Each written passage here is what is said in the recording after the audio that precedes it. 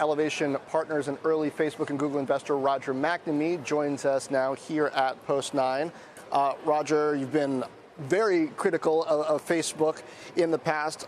I'm going to say this new tool and process looks like them trying to get the cat back in the bag, in a sense. For years, they spent, time trying to get people to share their Facebook info widely across the web, log in with Facebook, et cetera, et cetera. Now they're saying, oh, wait, if you logged in with Facebook anywhere, you might want to check that. Make sure your data is not going crazy out there. Didn't they create this issue to begin with? Of course they did, John. But listen, to be clear, transparency is a good thing. So I'm really happy they're doing this. But I want to see how it works in practice. I want to see two things. First, do they in fact give you an easy way of doing this?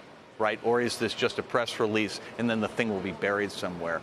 Or secondly, have they studied this and determined, hey, nobody checks their privacy settings even when you warn them? Because I suspect there's a lot of that. Inertially, I think people are busy. They're really interested in the content. Hardly anybody checks their privacy settings. And that's one of the things I've been trying to warn people about for a long time. It really matters. And Facebook, the thing people don't realize is how much the content Facebook has about you they get from the outside.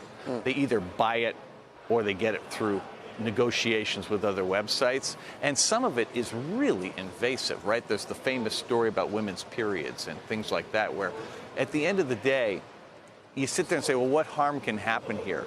And the answer is you don't know exactly, but bad things happen to people every day. So, is this a case of Facebook doing the right thing, but in the context of a bad situation? Or, I mean, I could argue if you were really pro-privacy and you were Facebook, you would just shut down all that third-party stuff and make people opt in again. That is with what a better understanding of exactly what that means. The information Facebook would be getting, the information they'd be getting. Yeah. Hey, if you let this information flow, we're going to use it to target ads at you. If you don't like that, then don't do it. John, it is so pleasing to me to hear you say this. That is precisely right. The default situation right now is everything's legal and you have to find a way to opt out. And it is incredibly difficult because so many platforms don't give you any way to do that. Moving everything to an opt-in model where the people who use your data have to ask permission for everything that they do with it, that would be so much better. But I don't hear anybody doing that. And I think the fact that people like me are pushing for it may explain why they're trying to give you 10% of the solution this way to make the problem go away. But we also need to be clear, this is just one of 100 different problems we're dealing with these guys, right? Obviously, permitting falsehoods in political advertising is a giant issue. Algorithmic amplification of hate speech, disinformation, conspiracy theories is a giant issue. This is really, really, really important, but it's not like it's going to solve the problem.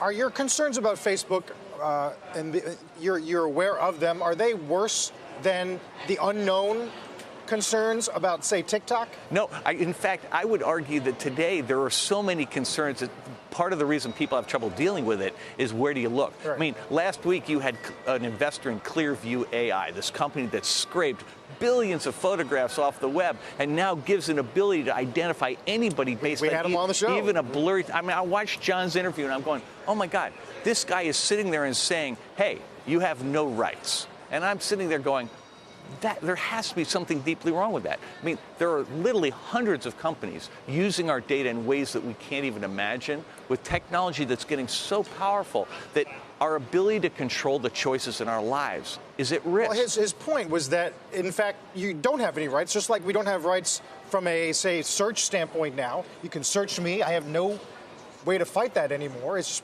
migrating into visual image. But he stole all those photographs. I mean, the starting point is he violated the terms of service of every platform from which he took photographs. And he was just an investor. He invested in the company that took all. No, but he was defending it. But yes, he was defending yes. it. And Twitter has come down and said, cease and desist.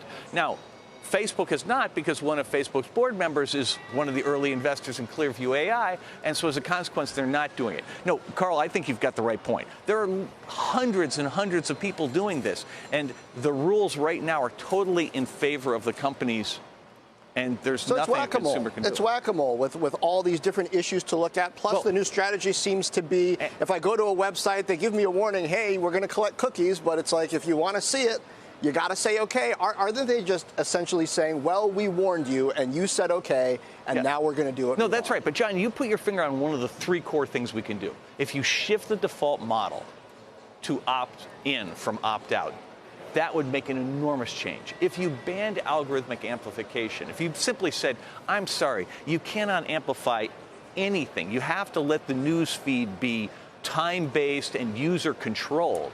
That would get rid of the problems with hate speech, disinformation, and conspiracy theories. And then lastly, if you limited micro-targeting around elections, if you said, sorry, no micro-targeting at all for, say, 7 days before an election, that would help protect against voter suppression. I mean, there are things we could do that you would apply universally, but right now we don't have a government willing to do that. Well, or our user growth that's rolling over, right? I mean, there's no motivation in you because user growth is so strong. It's a huge collective action problem. It is a huge collective action problem, which is why what I do can be frustrating some days. Yeah.